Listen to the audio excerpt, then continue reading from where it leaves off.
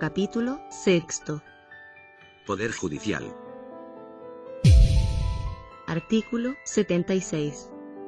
La facultad de conocer de las causas civiles y criminales, de resolverlas, y de hacer ejecutar lo juzgado, pertenece exclusivamente a los tribunales establecidos por la ley.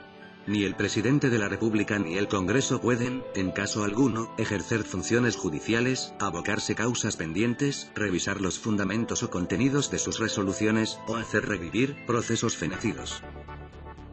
Reclamada su intervención en forma legal y en negocios de su competencia, no podrán excusarse de ejercer su autoridad, ni aun por falta de ley, que resuelva la contienda, o asuntos sometidos a su decisión. Para hacer ejecutar sus resoluciones, y practicar o hacer practicar los actos de instrucción que determine la ley, los tribunales ordinarios de justicia y los especiales que integran el Poder Judicial, podrán impartir órdenes directas a la fuerza pública, o ejercer los medios de acción conducentes de que dispusieren. Los demás tribunales, lo harán en la forma que la ley determine. La autoridad requerida, deberá cumplir sin más trámite el mandato judicial, y no podrá calificar su fundamento u oportunidad, ni la justicia o legalidad de la resolución que se trata de ejecutar. Artículo 77. Una ley orgánica constitucional determinará la organización y atribuciones de los tribunales que fueren necesarios para la pronta y cumplida administración de justicia en todo el territorio de la República. La misma ley señalará las calidades que respectivamente deban tener los jueces, y el número de años que deban haber ejercido la profesión de abogado las personas que fueren nombradas ministros de corte o jueces letrados. La ley orgánica constitucional relativa a la organización y atribuciones de los tribunales solo podrá ser modificada, oyendo previamente a la Corte Suprema de conformidad a lo establecido en la ley orgánica constitucional respectiva. La Corte Suprema deberá pronunciarse dentro del plazo de 30 días contados desde la recepción del oficio en que se solicita la opinión pertinente. Sin embargo, si el presidente de la República hubiere hecho presente una urgencia al proyecto consultado, se comunicará esta circunstancia a la Corte. En dicho caso, la Corte deberá evacuar la consulta dentro del plazo que implique la urgencia respectiva. Si la Corte Suprema no emitiere opinión dentro de los plazos aludidos, se tendrá por evacuado el trámite. La Ley Orgánica Constitucional, relativa a la organización y atribuciones de los tribunales, así como las leyes procesales que regulen un sistema de enjuiciamiento, podrán fijar fechas diferentes para su entrada en vigencia en las diversas regiones del territorio nacional. Sin perjuicio de lo anterior, el plazo para la entrada en vigor de dichas leyes en todo el país no podrá ser superior a 4 años. Artículo 78. En cuanto al nombramiento de los jueces, la ley se ajustará a los siguientes preceptos generales. La Corte Suprema se compondrá de 21 ministros. Los ministros y los fiscales judiciales de la Corte Suprema serán nombrados por el presidente de la República, eligiéndolos de una nómina de 5 personas que en cada caso propondrá la misma Corte, y con acuerdo del Senado. Este adoptará los respectivos acuerdos por los 2/3 de sus miembros en ejercicio, en sesión especialmente convocada al efecto. Si el Senado no aprobare la proposición del presidente de la República, la Corte Suprema deberá completar la quina, proponiendo un nuevo nombre en sustitución del rechazado, repitiéndose el procedimiento hasta que se apruebe un nombramiento. 5 de los miembros de la Corte Suprema deberán ser abogados extraños a la administración de justicia, tener a lo menos 15 años de título, haberse destacado en la actividad profesional o universitaria, y cumplir los demás requisitos que señale la Ley Orgánica Constitucional respectiva. La Corte Suprema, cuando se trate de proveer un cargo que corresponda a un miembro proveniente del Poder Judicial, formará la nómina exclusivamente con integrantes de este, y deberá ocupar un lugar en ella el ministro más antiguo de Corte de Apelaciones, que figure en lista de méritos. Los otros 4 lugares se llenarán en atención a los merecimientos de los candidatos. Tratándose de proveer una vacante correspondiente a abogados extraños a la administración de justicia, la nómina se formará exclusivamente, previo concurso público de antecedentes, con abogados que cumplan los requisitos señalados en el inciso 4. Los ministros y fiscales judiciales de las Cortes de Apelaciones serán designados por el presidente de la República, a propuesta interna de la Corte Suprema.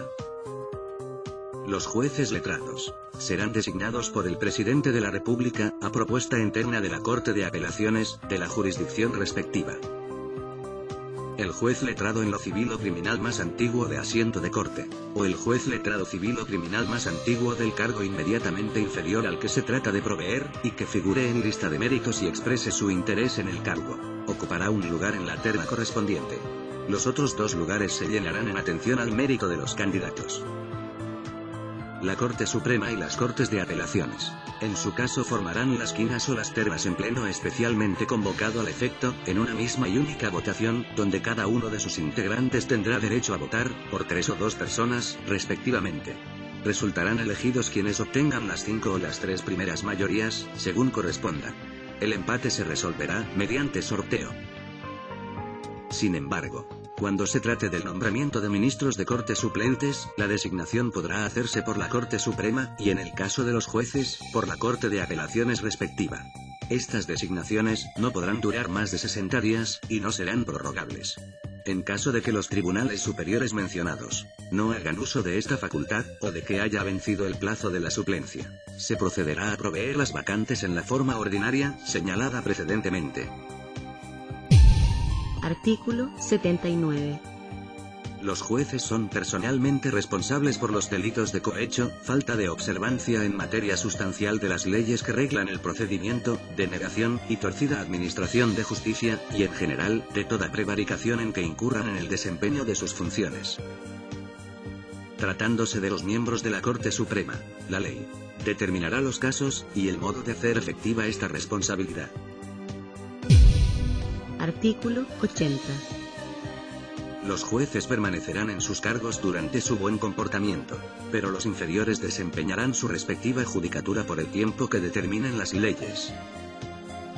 No obstante lo anterior, los jueces cesarán en sus funciones al cumplir 75 años de edad, o por renuncia o incapacidad legal sobreviniente, o en caso de ser depuestos de sus destinos, por causa legalmente sentenciada. La norma relativa a la edad no regirá respecto al presidente de la Corte Suprema, quien continuará en su cargo hasta el término de su periodo. En todo caso, la Corte Suprema, por requerimiento del presidente de la República, a solicitud de parte interesada, o de oficio, podrá declarar que los jueces no han tenido buen comportamiento, y previo informe del inculpado, y de la Corte de Apelaciones respectiva, en su caso acordar su remoción por la mayoría del total de sus componentes. Estos acuerdos se comunicarán al presidente de la República, para su cumplimiento. La Corte Suprema, en pleno especialmente convocado al efecto, y por la mayoría absoluta de sus miembros en ejercicio, podrá autorizar u ordenar, fundadamente, el traslado de los jueces y demás funcionarios, y empleados del Poder Judicial, a otro cargo de igual categoría. Artículo 81. Los magistrados de los tribunales superiores de justicia, los fiscales judiciales, y los jueces letrados que integran el Poder Judicial, no podrán ser aprehendidos sin orden del tribunal competente, salvo el caso de crimen, o simple delito flagrante, y solo para ponerlos inmediatamente a disposición del tribunal, que debe conocer del asunto en conformidad a la ley. Artículo 82. La Corte Suprema tiene la superintendencia directiva, correccional y económica de todos los tribunales de la nación. Se exceptúan de esta norma el Tribunal Constitucional, el Tribunal Calificador de Elecciones, y los tribunales electorales regionales. Los tribunales superiores de justicia, en uso de sus facultades disciplinarias, solo podrán invalidar resoluciones jurisdiccionales en los casos y forma que establezca la ley orgánica constitucional respectiva.